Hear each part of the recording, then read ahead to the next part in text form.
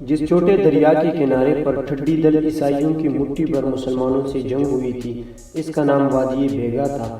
یہ مسلمانوں نے اس کا نام یہ رکھ دیا تھا۔ یہ چھوٹا سا دریا وادی بست کے متصل بہتا تھا۔ مسلمانوں کو اس کے کنارے پر عظیم الشان فتح حاصل ہوئی تھی اور وہ پھر وہاں سے آگے بڑھے۔ سامنے ہی مشہور اور بڑی وادی الکبیر تھا۔ تمام لشکر نے اس دریا کو عبور کیا اور یہاں سے اسلامی لشکر کے 3 حصے ہو گئے۔ ایک مغیث الرومی کی سرکردگی میں قرطبہ کی طرف روانہ ہوا، دوسرا طارق کے ماتحتی میں تلیطلا کی جانب بڑھا اور تیسرا زید کے ساتھ ملاگا کی سمت روانہ ہوا۔ اب برسات کے ایام شروع ہو گئے تھے، بارشیں ہونے لگی تھی اور ندی نالے چڑھ گئے تھے۔ اس سے اسلامی لشکر کی پیش قدمی میں دشواریاں اور رکاوٹیں حائل ہو گئی تھی، لیکن مجاہدین کچھ ایسے جوش سے بھرے ہوئے تھے کہ انہوں نے ان دقتوں کا کچھ بھی خیال نہ کیا اور وہ ندیوں اور دریاؤں کو عبور کرتے رہے۔ جن عیسائیوں کو دریائے وادی بیگا کے کنارے پر شکست ہوئی تھی، ان میں سے کچھ وہاں سے بھاگ کر قرطبہ چلے گئے تھے، کچھ تلیطلا اور بہت سے ملاگا، الغور اور اسٹیجا کی جانب دوڑ پڑے تھے۔ یہ حزمیت خوردہ جس طرف سے بھی گزرے اپنی شکست اور مسلمانوں کے فتوحات کے واقعات کچھ اس طریقے سے بیان کرتے گئے جس سے عام عیسائیوں کے دلوں پر مسلمانوں کی ہیبت چھا گئی۔ وہ یہ سمجھنے پر مجبور ہو گئے کہ مسلمان ایسی مخلوق ہے جو مرنا نہیں جانتے، اور جو مرنا نہیں جانتے وہ انسان نہیں ہو سکتے۔ انہوں نے طلسمی گنبد کے واقعات بھی سن لیے تھے اور اس سے انہیں یہ بھی یقین ہو گیا تھا کہ اندلس کی تباہی کے دن آ گئے ہیں اور اب کوئی طاقت اسے مسلمانوں کے ہاتھوں سے نہیں بچا سکتی۔ انہوں نے یہ بھی سن لیا کہ رازرک جو ان کا بادشاہ تھا لاپتہ ہو گیا ہے۔ چنانچہ عیسائی ایک دم شکست کھا کر بھاگ کھڑے ہوئے تھے، اس لیے انہوں نے یہ نہیں دیکھا کہ رازرک کا کیا انجام ہوگا۔ عام عیسائیوں کا یہ خیال تھا کہ رازرک پراسرار طریقے پر غائب ہو گیا ہے اور وہ پھر کسی وقت ظاہر ہو کر مسلمانوں سے اپنی حکومت واپس لے گا۔ مدتوں وہ اس فریب خیال میں پھنسے رہے۔ اسی خیال کی وجہ سے انہوں نے ہر جگہ مسلمانوں کے مقابلہ کرنے کی تیاریاں کر لی اور طے کر لیا کہ خواہ مسلمان کوئی ہو، یعنی جن ہو یا ایسی مخلوق جو مرنا نہ جانتے ہو، وہ اس کا ضرور مقابلہ کریں گے اور آخری دم تک لڑیں گے۔ لیکن اس کے ساتھ ہی ان کے دلوں پر ہول سا بھی طاری تھا اور وہ مسلمانوں کا نام سنتے ہی ڈر جاتے تھے۔ زید اپنے دستہ کے ساتھ ملاگا کی طرف بڑھ رہے تھے اور ان کے ساتھ صرف 2000 مجاہدین تھے۔ چونکہ وادی بیگا کے کنارے پر انہیں مال غنیمت میں ہزاروں خیمے مل گئے تھے، اس لیے سب لوگ خیموں میں رہتے تھے اور اس طرح وہ بارش سے امن میں تھے۔ مگر جس طرف سے بھی ان کا گزر ہوا، انہوں نے دیہات اور قصبات کو خالی اور غیر آباد پایا۔ وہاں کے تمام باشندے اپنا سب کچھ لے کر ملاگا چلے گئے تھے۔ مسلمان جانتے تھے کہ عیسائیوں کا اس طرح کسی ایک جگہ جمع ہونا مسلمانوں کو دقتوں میں مبتلا کر دے گا۔ وہ نہیں چاہتے تھے کہ عیسائی مجتمع ہو، مگر ان کے بس کی بات بھی نہ تھی کہ وہ انہیں روک سکے۔ جب زید ملاگا پہنچے تو انہوں نے ایک مضبوط اور اونچا قلعہ پایا۔ قلعے کے تمام فصیل عیسائیوں سے بھری دیکھی۔ وہ سمجھ گئے کہ جس طرف سے وہ آئے ہیں وہاں کے تمام عیسائی آ کر یہاں جمع ہو گئے ہیں۔ حقیقت بھی یہی تھی۔ اس طرح کے تمام عیسائی آ کر قلعے کے اندر جمع ہو گئے تھے اور وہ فصیل کو درست کر کے لڑائی کے تمام سامان مہیا کر کے ہر طرح تیار ہو بیٹھے تھے۔ اس وقت قلعے کے اندر 15-16 ہزار فوج تھی، مسلمان صرف 2000 ہی تھے۔ پہلے عیسائیوں کا خیال تھا کہ تمام مسلمان ان پر حملہ کریں گے، اس لیے وہ کس قدر متفکر اور پریشان تھے۔ لیکن جب انہوں نے محض 2000 مسلمانوں کو دیکھا تو ان کے حوصلے بڑھ گئے اور انہوں نے طے کر لیا کہ وہ ان کا مقابلہ کھلے میدان میں کریں۔ زید نے قلعے سے 3 میل کے فاصلے پر اپنے خیمے لگوائے۔ وہ اس فکر میں پڑ گئے کہ کوئی ایسا آدمی مل جائے جو اندلس کی عیسائیوں کے زبان سے پورا آشنا ہو تاکہ وہ انہیں پیغام صلح دے، مگر ان کے تمام لشکر میں ایک شخص بھی ایسا نہ تھا۔ لہٰذا مجبور ہو کر دوسری روز وہ خود ہی کچھ آدمیوں کو ساتھ لے کر قلعے کے نزدیک گئے۔ قلعے والوں نے انہیں دیکھا تو پہلے ان کا ارادہ ہوا کہ تیروں اور پتھروں سے ان کا استقبال کرے، لیکن یہ سوچ کر خاموش رہے کہ سن تو لے وہ کیا کہتے ہیں۔ کیونکہ مسلمان چند ہی آدمی تھے، اس لیے وہ سمجھ گئے کہ شاید قاصد ہے اور کچھ کہنے کے لیے آئے ہیں۔ انہیں یہ خبر نہ تھی کہ ان لوگوں میں ان کا سپہ سالار بھی ہے، ورنہ عیسائی بات تک بھی نہ کرتے اور انہیں قتل کر ڈالنے کی تدبیروں میں مصروف ہو جاتے۔ مسلمان قلعے سے فاصلے پر جا کر رکے۔ زید کے ہاتھ میں اسلامی پرچم تھا اور اس کا پرعیب اور روبدار جو ہوا کے ساتھ لہرا رہا تھا۔ زید نے بلند آواز سے کہا، عیسائیوں میں تم سے کچھ کہنا چاہتا ہوں۔ عام عیسائیوں نے کچھ بھی نہ سمجھا کہ وہ کیا کہہ رہے ہیں، اس لیے کہ وہ عربی سے بالکل ناواقف تھے، مگر قلعے کے اندر کچھ یہودی تھے اور یہودی عربی خوب جانتے تھے۔ وہ جلد ہی ایک یہودی کو پکڑ لائے۔ یہودی نے برج میں آ کر جھانکا۔ وہ بوڑھا تھا، اس کی داڑھی لمبی اور سفید تھی۔ وہ اپنا مخصوص لباس پہنے تھا، اس کا لباس ریشمی تھا، جس سے مسلمانوں نے سمجھ لیا کہ وہ کوئی متمول آدمی ہے۔ یہودی عرب میں آباد تھے اور شام اور افریقہ میں بھی۔ یہ قوم شروع ہی سے تجارت پیشہ تھی اور تجارت کے بدولت اچھے خاصے مالدار تھے، اس لیے مسلمان ان کے لباس سے پہچان لیتے تھے۔ یہودی نے چیخ کر کہا، تم کیا چاہتے ہو؟ زید نے اس سے دریافت کیا، تم یہودی ہو؟ یہودی نے افسوس بھرے لہجے میں کہا، ہاں میں بدبخت یہودی ہی ہوں۔ زید، تم جانتے ہو کہ عیسائی تم کو کس قدر ذلیل و حقیر سمجھتے ہیں؟ یہودی، خوب جانتا ہوں۔ زید، اور اس بات سے بھی واقف ہو کہ ہم مسلمان تمہارے قوم کے ساتھ کیسا سلوک کرتے ہیں؟ یہودی، مجھے اس کی بھی خبر ہے۔ زید، تم بتا سکتے ہو کہ قلعے کے اندر کس قدر عیسائی ہے؟ یہودی، لڑنے والے صرف 15-16 ہزار ہیں اور ان کے علاوہ عام عیسائی بھی اتنی ہی ہے۔ اگرچہ وہ تمہیں تھوڑا دیکھ کر کچھ شیر ہو گئے ہیں، لیکن ان کے دلوں پر تمہاری ہیبت چھائی ہوئی ہے۔ زید، ان سے کہو کہ اگر یہ صلح کر لیں تو اچھا ہے۔ یہودی خاموش ہو کر پیچھے ہٹ گیا۔ مسلمان سمجھ گئے کہ وہ عیسائیوں سے گفتگو کرنے گیا ہے۔ کچھ دیر بعد وہ پھر جھانکا اور اس نے چلا کر کہا، عیسائی دریافت کرتے ہیں کہ کن شرائط پر صلح ممکن ہے؟ زید، محض ادائے جزیہ پر۔ یہودی، عیسائی اس بات پر آمادہ نہیں ہے۔ زید، اور وہ کیا چاہتے ہیں؟ یہودی، وہ کہتے ہیں اگر تم یہاں سے چلے جاؤ تو وہ تمہارا تعاقب نہ کریں گے۔ زید، تم اپنے لیے امان حاصل کرنا چاہتے ہو؟ یہودی، بڑی خوشی سے، میں سخت مصیبت میں ہوں۔ زید، کس مصیبت میں ہو تم؟ یہودی، بدکار رازق نے میری بیٹی راحیل کو زبردستی پکڑوا لیا ہے۔ زید، اور شاید وہ لڑکی طلیقہ میں ہے۔ یہودی، میں وہاں گیا تھا، وہ وہاں بھی نہیں ہے۔ زید، پھر کہاں ہے؟ یہودی، یہ خدا ہی کو خبر ہے، صرف اتنا معلوم ہوا کہ وہ رات کو اچانک غائب ہو گئی۔ زید، کہیں رازق نے اسے مروا تو نہیں ڈالا؟ یہودی، میں نے اس کے متعلق بھی تحقیقات کی تو معلوم ہوا کہ اسے قتل نہیں کیا گیا، بلکہ حقیقت میں وہ غائب ہو گئی ہے۔ میں یہ سمجھ کر یہاں واپس آیا کہ شاید وہ یہاں آ گئی ہو یا آ جائے، لیکن اب تک وہ بھی نہیں آئی۔ زید، مجھ کو تمہارے ساتھ ہمدردی ہے۔ یہودی، میرا خیال ہے کہ آپ کے ذریعے وہ مجھے مل جائے گی۔ زید، ہم اس کی تلاش میں پوری کوشش سے کام لیں گے۔ یہودی، آپ مجھ سے کیا چاہتے ہیں؟ زید، اگر کوئی خفیہ راستہ قلعے میں جاتا ہو تو ہم کو بتا دیں۔ یہودی، راستہ تو تھا مگر انہوں نے بند کر دیا ہے۔ دیکھیے، عیسائی لشکر قلعے سے باہر نکلنے والے ہیں آپ پر اچانک حملہ کرنے کے لیے، آپ مستعد ہو جائیں، جلدی کریں۔ زید، تمہارا شکریہ۔ یہودی، فتح کے وقت یہودیوں کو نہ بھولیے گا، یہ قوم نہایت ہی مظلوم ہے۔ زید، اطمینان رکھو، یہودیوں کی جان و مال محفوظ رہے گی۔ زید واپس لوٹ آئے اور انہوں نے آتے ہی اپنے لشکر کو مسلح ہونے کا حکم دے دیا۔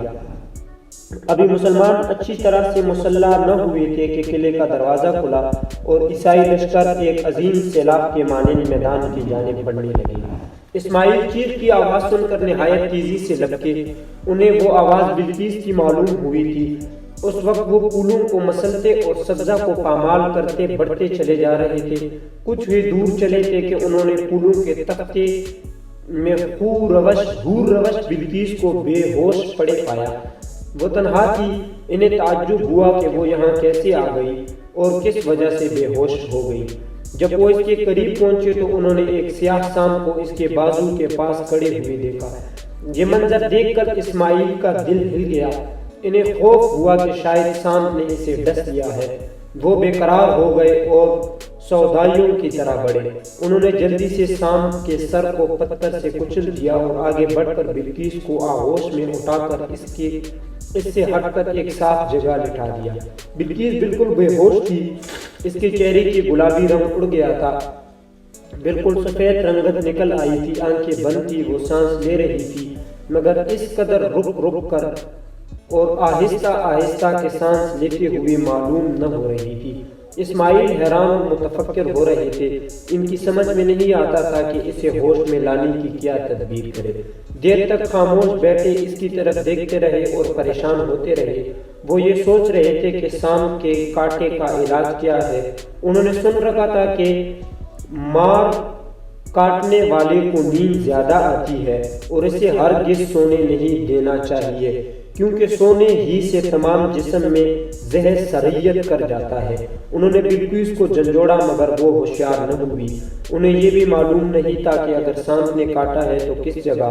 اگر معلوم ہو جاتا تو وہ باندھ دیتے اور انہی کے انہوں نے ارادہ کیا کہ اس کا بازو وغیرہ کھول کر دیکھے، اس طرح شاید کچھ معلوم ہو جائے۔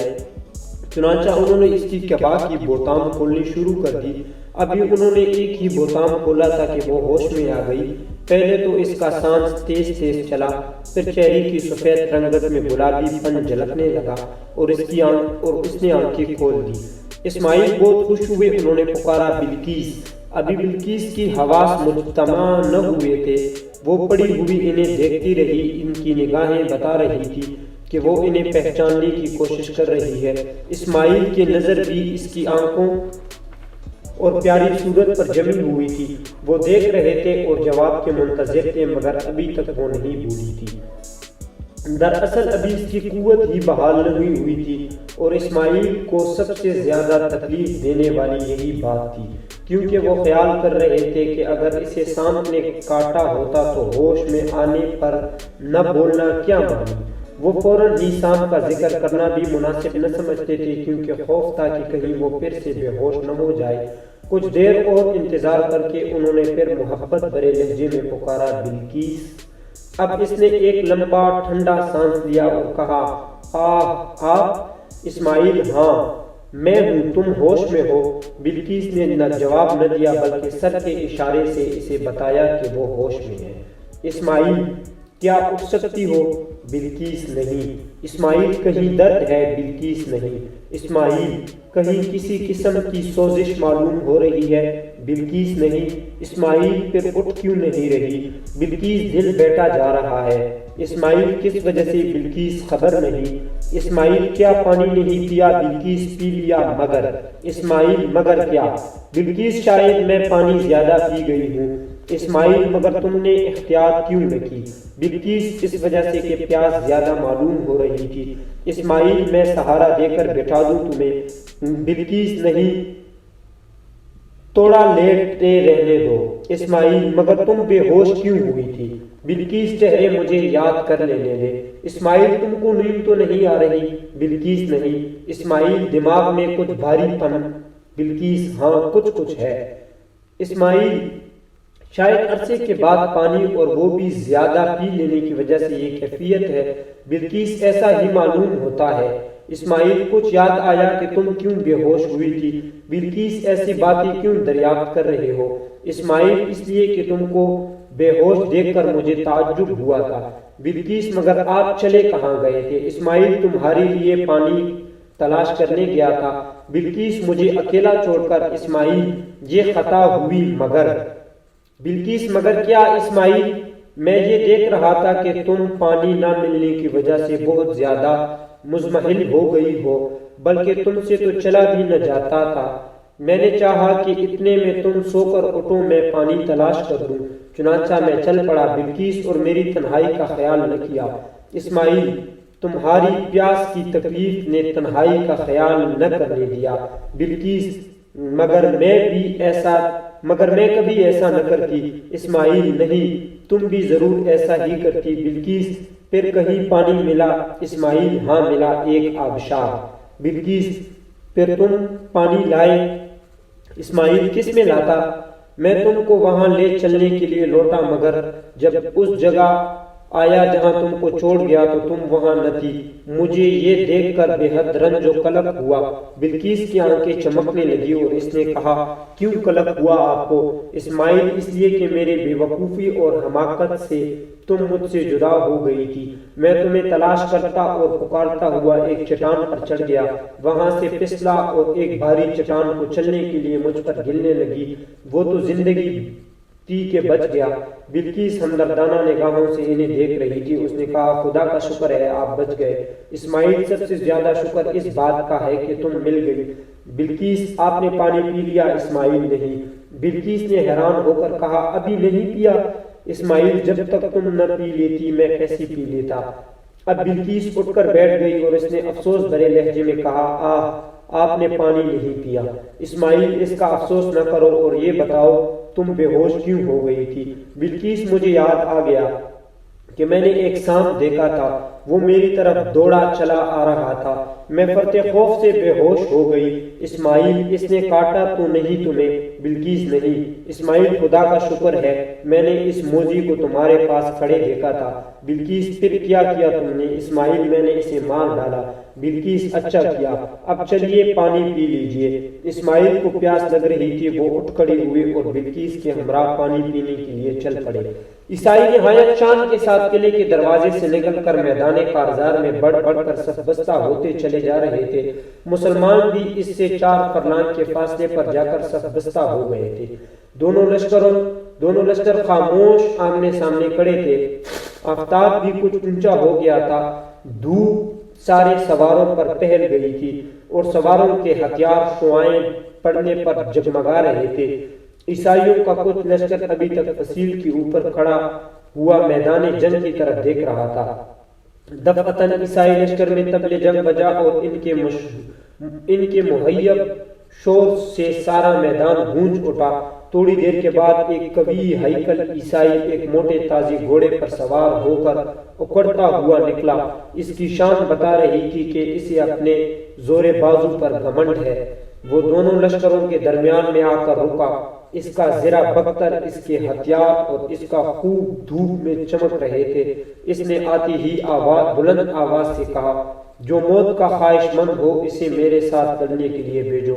مسلمانوں نے اس کی بات تو نہیں سمجھی، البتہ وہ یہ ضرور سمجھ گئے کہ وہ لڑنے کے لیے نکلا ہے اور کسی لڑنے والے کو طلب کر رہا ہے۔ اس لشکر کے ساتھ طاہر بھی تھے، وہ نوجوان اور بڑے جوشیلے تھے۔ وہ جلد ہی گھوڑا بڑھا کر زید کے پاس آئی اور کہا، مہربانی کر کے آپ مجھے اس کے ساتھ لڑنے کی اجازت دے۔ زید، جاؤ، خدا تمہارا مدد کرے، مگر کہیں جوش میں آ کر سارے لشکر پر حملہ نہ کر دینا۔ طاہر گھوڑا دوڑا کر عیسائی کے سامنے پہنچے۔ عیسائی نے انہیں دیکھا اور اس کے مقابلے میں دبلے پتلے تھے۔ عیسائی نے حقارت بھری نظروں سے انہیں دیکھ کر کہا، تم آئے ہو مجھ سے لڑنے کے لیے، کیوں اپنی جان کے دشمن ہوئے ہو؟ کسی مجھ جیسی ہی کو بھیجو۔ طاہر نے بالکل ہی ان کی بات نہ سمجھی اور کہا، تم کیا کہہ رہے ہو؟ میں نے کچھ بھی نہیں سمجھا۔ عیسائی سمجھ گیا کہ وہ جانا نہیں چاہتے۔ اس نے فوراً تلوار نکالی اور اپنے پوری قوت سے اس پر حملہ کر دیا۔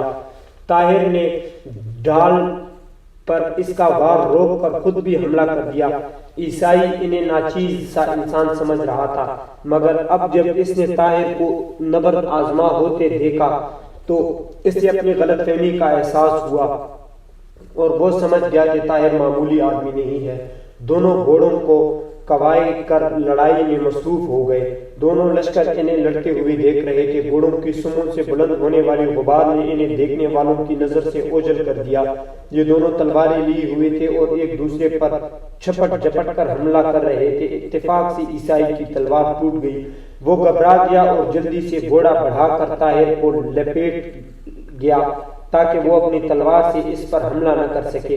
انہوں نے فوراً ہی تلوار گرا دی اور ڈھال پشت پر ڈال کر اس کے ساتھ زور آزمائی کرنے لگے۔ عیسائی کو بالکل یقین ہو گیا کہ وہ طاہر کو اٹھا کر دے ٹپکے گا، مگر جب اس نے اپنا پورا زور صرف کر لیا اور پھر بھی طاہر نے جنبش تک نہ کی تو وہ حیران رہ گیا۔ ادھر طاہر نے اس کا پٹکا پکڑ کر زور لگایا اور اللہ اکبر کا پرزور نعرہ لگا کر اسے اٹھایا اور چکر دے کر زمین پر دے مارا۔ اس کے گرتی ہی اس کا گھوڑا خوف زدہ ہو کر بھاگا اور اسے کچل کر دوڑا چلا گیا۔ اس کی سم عیسائی کے بھیجے پر پڑا اور اس کا دماغ پاش پاش ہو گیا۔ عیسائی لشکر نے اپنے ساتھی کو اس طرح مرتے ہوئے دیکھا تو انہوں نے شور مچا کر گھوڑوں کو دوڑایا۔ طاہر مردہ عیسائی کو دیکھنا چھوڑ کر تلوار اٹھانے کے لیے جلدی سی کودے اور تلوار اٹھا کر پھر گھوڑے پر سوار ہو گئے۔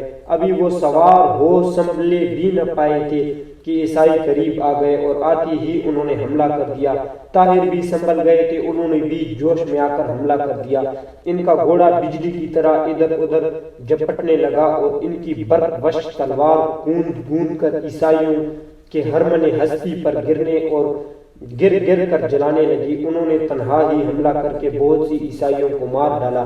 عیسائی جوش انتقام سے سرشار ہو رہے تھے اور نہایت غضبناک ہو کر حملہ کر رہے تھے، مگر جو حملہ کرنے طاہر کے قریب پہنچتا طاہر اسے مار ہی ڈالتے تھے۔ انہیں رہ رہ کر غصہ آ رہا تھا کہ ایک معمولی تنوتوش کا نوجوان اس کے ساتھ بڑے جوش و خروش سے لڑ لڑ کر انہیں قتل کر رہا تھا اور خود زخمی بھی نہ ہوتا تھا۔ انہوں نے چاروں طرف سے انہیں نرغے میں لے لیا اور ہر طرف تلواروں کی بارش شروع کر دی، لیکن طاہر گھبرائے نہیں بلکہ برابر لڑتے اور انہیں قتل کرتے رہے۔ جب وہ لڑائی میں مشغول تھے، انہوں نے اللہ اکبر کے پرزور نعرے کی آواز سنی۔ اس آواز کو سن کر عیسائی خوف زدہ ہو گئے اور وہ نظریں اٹھا اٹھا کر دیکھنے لگے۔ انہیں تمام مسلمان تلواریں سونگتے دوڑ کر آتے نظر آئے۔ وہ ان کا مقابلہ کرنے کے لیے پھیل گئے۔ جس وقت مسلمان تنہا طاہر پر عیسائیوں کو حملہ کرتے ہوئے دیکھا تو وہ دوڑ پڑے تھے۔ انہوں نے آتی ہی نہایت جوش و خروش سے حملہ کر دیا اور اس پہلے ہی حملے میں مسلمانوں نے قریب قریب ایک عیسائی کو مار ڈالا۔ یہ کیفیت دیکھ کر عیسائیوں کو بھی جوش آ گیا اور وہ بھی نہایت تیش میں آ کر حملہ کرنے لگے، مگر مسلمان گویا لوہے کے بن گئے تھے، یا بقول عیسائیوں کے ایسی مخلوق جو مرنا جانتے ہی نہیں تھے۔ چنانچہ وہ مر ہی نہ رہے تھے بلکہ جھپٹ جھپٹ کر حملہ کر کے انہیں قتل کر رہے تھے۔ چونکہ عیسائی دور تک پھیلے ہوئے تھے اور مسلمان بھی ان کے برابر ہی کشادہ ہو گئے تھے، اس لیے دور تک جنگ ہو رہی تھی اور جہاں تک جنگ کی جنکاریں پہنچ گئی تھی وہاں تک تلواریں اٹھتی نظر آ رہی تھی اور خون کی ندیاں بہہ رہی تھی۔ نہایت خون ریز جنگ ہو رہی تھی، ہاتھ پیر سر اور دھڑ کٹ کٹ کر گر رہے تھے۔ لڑنے والی عیسائی شور کر رہے تھے، فصیل والی بھی غل مچا رہے تھے، زخمی چلا رہے تھے اور تمام میدان گونج رہا تھا۔ طاہر ابھی تک اسی جگہ لڑ رہے تھے جہاں انہوں نے عیسائی کو مارا تھا۔ انہوں نے اپنے چاروں طرف مردوں کی ڈھیر لگا دی تھی اور اب بھی گھوڑے کو بڑھا بڑھا کر عیسائیوں کو قتل کر رہے تھے۔ وہ جس طرف حملہ کرتے تھے ایک دو عیسائیوں کو قتل کیے بغیر نہ لوٹتے تھے۔ جو شخص ان کے سامنے آ جاتا اس کی گردن اڑا دیتے تھے۔ ان کے کپڑے خون میں ڈوب گئے تھے، چہرہ تر ہو گیا تھا اور بازو شل ہونے لگے تھے، مگر انہیں کسی بات کی بھی پرواہ نہ تھی۔ وہ لڑ رہے تھے اور دشمنوں کو قتل کر رہے تھے۔ جب وہ آنکھ اٹھا کر دیکھتے تھے کہ کوئی مسلمان کسی عیسائی کو قتل کرتا نظر آ جاتا تو ان کا جوش اور بڑھ جاتا، گویا وہ یہ چاہتے تھے کہ سارے عیسائیوں کو خود ہی مار ڈالے۔ لیکن جو تمنا ان کی تھی وہ آرزو ہر مسلمان کی تھی، اور ہر مسلمان یہی چاہتا تھا کہ تنہا وہی عیسائیوں کو مار ڈالے۔ گویا ان کے نزدیک عیسائی کوئی ایسی گھاس تھے جسے کوئی ایک مسلمان کاٹ کاٹ کر ڈھیر لگا سکتا تھا، حالانکہ وہ بھی ان ہی کی طرح انسان تھے، بلکہ ان سے زیادہ موٹے تازے تھے۔ بات یہ ہے کہ مسلمانوں کو جب تک غصہ نہیں آتا وہ خاموش رہتا ہے، اور جب غصہ آتا ہے تو پہاڑ کو اکھیڑ کر پھینک دینے کی ہمت پیدا ہو جاتی ہے۔ اس کے علاوہ مسلمان جہاد کے ثواب کو جانتے تھے، اگر وہ شہید ہو جاتے تب جنت کے حقدار تھے، اور اگر غازی ہوتے تب بھی اس کے مستحق تھے۔ اس لیے وہ موت کی لڑائی لڑ رہے تھے اور موت کو زندگی پر ترجیح دیتے تھے۔ جو قوم بھی موت سے نہیں ڈرتی دنیا اس سے ڈرتی ہے۔ یہی کیفیت مسلمانوں کی تھی، وہ موت سے نہیں ڈرتے تھے اور اس لیے نہایت بے جگری اور بڑے دلیری سے لڑ رہے تھے۔ یہی وجہ تھی کہ کوئی قوم بھی ان کا مقابلہ نہ کر سکتی تھی۔ آسیائی جنگ نہایت تیزی سے چل رہی تھی اور ان کی چکی میں بیچارے عیسائی ہی زیادہ پس رہے تھے۔ کبھی کبھی کسی مسلمان کا بھی نمبر آ جاتا، وہ بھی اس وقت جب کہ 102 عیسائی مارے جا چکے ہوتے۔ زید ایک ہاتھ میں علم اور دوسرے ہاتھ میں تلوار لیے نہایت جوش و غضب میں آ کر حملے کر رہے تھے۔ وہ جس شخص پر حملہ کرتے اسے الٹ دیتے تھے، جس شخص پر وار کرتے اسے ختم کر ڈالتے تھے۔ وہ کچھ ایسے پھرتی سے لڑ رہے تھے کہ حیرت ہوتی تھی۔ ادھر ادھر سامنے پیچھے گویا کہ چاروں طرف تیزی سے گھوم گھوم کر حملہ کر کے عیسائیوں کو کاٹ رہے تھے۔ چونکہ دھوپ میں تیزی آ گئی تھی اس لیے ہر لڑنے والا پسینے میں ڈوب گیا تھا۔ اس وقت مسلمانوں نے سنبھل کر اللہ اکبر کا نعرہ لگایا اور نہایت ہی جوش و غضب سے بھر کر حملہ کر دیا۔ اس حملے میں انہوں نے تقریباً 2000 عیسائیوں کو مار ڈالا اور جہاں تہاں ان کی لاشوں کی ڈھیر لگا دی۔ یہ کیفیت دیکھ کر عیسائی گھبرا گئے اور وہ ہر جگہ سے پسپا ہو کر قلعے کی طرف بھاگے۔ مسلمانوں نے ان کا تعاقب کر کے انہیں قتل کرنا شروع کر دیا، یہاں تک کہ قلعے کے فصیل تک ان کی لاشیں بچا دی۔ جب عیسائی قلعے میں داخل ہونے لگے تو ساتھ ہی مسلمان بھی انہیں قتل کرتے ہوئے قلعے میں پہنچ گئے اور اب قلعے کے اندر ہی جنگ ہونے لگی۔ عیسائیوں کو نہایت غصہ آ رہا تھا کہ مسلمان کیسے لوگ ہیں، اگر لڑتے ہیں تو اس وقت تک لڑ رہے ہیں جب تک کہ جنگ کا خاتمہ نہیں ہو جاتا۔ جب عیسائیوں نے مسلمانوں کو قلعے کے اندر آ کر لڑتے دیکھا تو ان کے حوصلے ٹوٹ گئے اور انہوں نے ہتھیار پھینک دیے۔ مسلمانوں نے جنگ بندی کر دی اور انہیں گرفتار کرنے لگے۔ دوستو یہ تھی آج کی ایپیسوڈ، امید کرتا ہوں کہ آپ کو پسند آئی ہوگی۔ جانے سے پہلے ایک گزارش ہے کہ ویڈیو کو لائک کریں، چینل کو سبسکرائب کریں اور بیل نوٹیفیکیشن کو دبائیں تاکہ آپ کو بر وقت اپڈیٹ ملتی رہے۔